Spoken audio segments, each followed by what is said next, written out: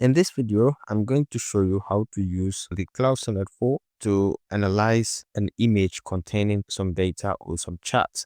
So let's say I'm on my Claude Sonnet here, and I can come over to click here and upload the file, the image that I have.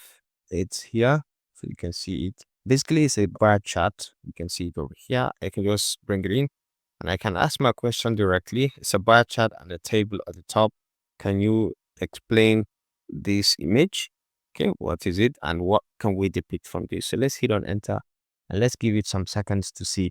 This image shows a spreadsheet with both tabular data and a bar chart analyzing 4 different projects ABC across various cost categories. So you can see it is giving us direct but very fast information. The data table row 1 to 6 explains everything contained in that table, and then at the end this visualization effectively highlights that while relations and promotions costs are standardized, there's significant variation in advertising and marketing budgets across the 4 projects. So this is really wonderful, and you can ask follow-up questions from this particular image as well. So let's do another one.